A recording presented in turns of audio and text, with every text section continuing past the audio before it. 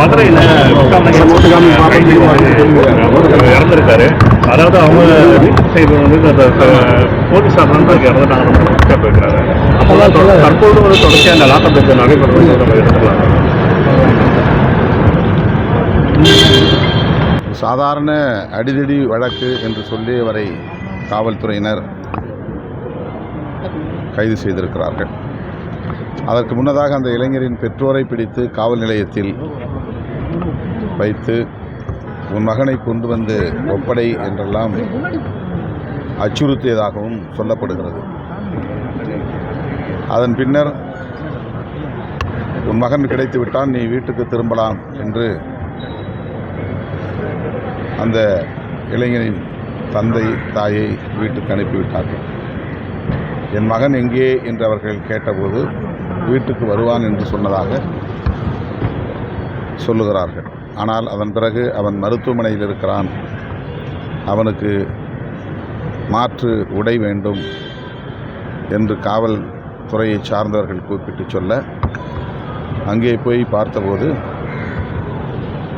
அவனை அங்கிருந்து மதுரைக்கு மாற்றிவிட்டார்கள் என்று தெரிய வர, மதுரையில் போய் பார்த்தபோது அவன் சொல்லியிருக்கிறான், என் உடம்பிலிருந்து இரத்தத்தை எடுத்தார்கள், சாதியை சொல்லி அடித்தார்கள், நீ இந்த சாதியில் பிறந்துவிட்டு மேல் சாதி இளைஞனை தாக்கக்கூடிய அளவுக்கு உனக்கு தைரியம் வந்து விட்டதா என்றெல்லாம் கேட்டடித்தார்கள் என்று தன் தந்தையிடம் அந்த இளைஞன் சொன்னதாக உயிரிழந்த அந்த இளைஞனின் தந்தை என்னிடத்திலே கூறினார்.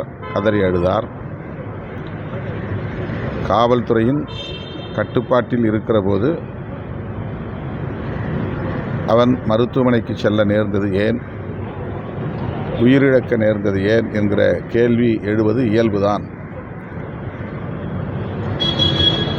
காவல்துறையினர் அதற்கு உரிய விளக்கத்தை அளிக்கவில்லை.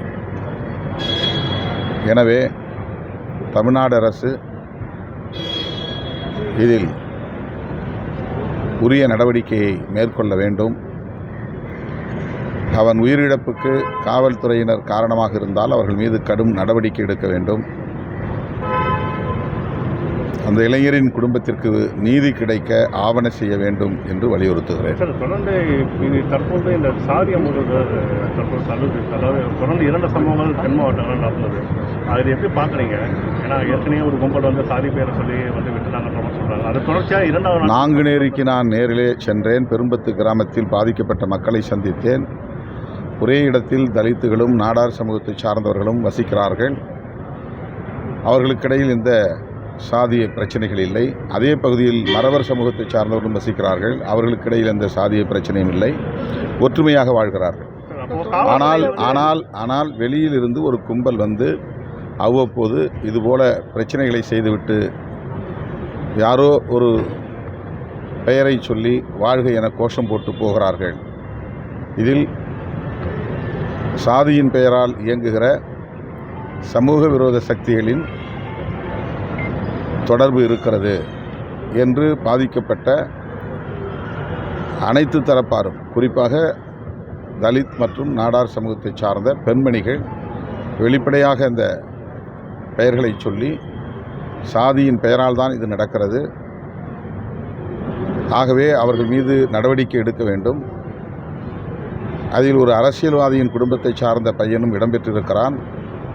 அவன் மீது நடவடிக்கை எடுக்க காவல்துறை தயங்குகிறது. எனவே இதனை மாண்புமிகு முதல்வர் அவர்களின் கவனத்திற்கு எடுத்துச் செல்ல வேண்டும் என்ற கோரிக்கையை வைத்தார்கள். விரைவில் முதலமைச்சரை சந்திக்கிற போது அது தொடர்பான ஒரு தகவலை அல்லது அறிக்கையை முதல்வருக்கு அளிக்க எண்ணியிருக்கிறோம்.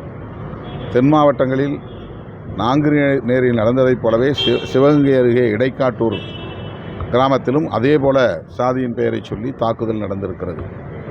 2 சக்கர வண்டியில் 3 வண்டிகளில் வந்த 9 பேர் நாங்குநேரியில் எப்படி தாக்குதல் நடத்தி தப்பித்து போனார்களோ அதே போல இந்த கிராமத்திலும் நடந்திருக்கிறது. இதற்கு ஏதேனும் அரசியல் பின்னணி உள்ளதா என்ற கேள்வியும் எழுகிறது. ஆனால் சாதிய பின்னணி உள்ளது.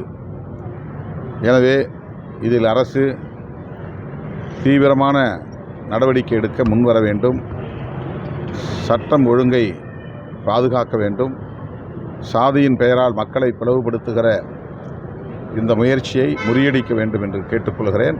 செய்திகளை உடனுக்குடன் தெரிந்து கொள்ள கீழ்கண்ட கேபிள் மற்றும் டிடிஎச் நெட்வொர்க்குகளில் எம்நாடு செய்தி தொலைக்காட்சியை காணுங்கள். பாதகம் செய்பவரை கண்டால் நாம் பயம் கொள்ளலாகாது பாப்பா. மோதி மிதித்து விடு பாப்பா, அவர் முகத்தில் உமிழ்ந்து விடு பாப்பா.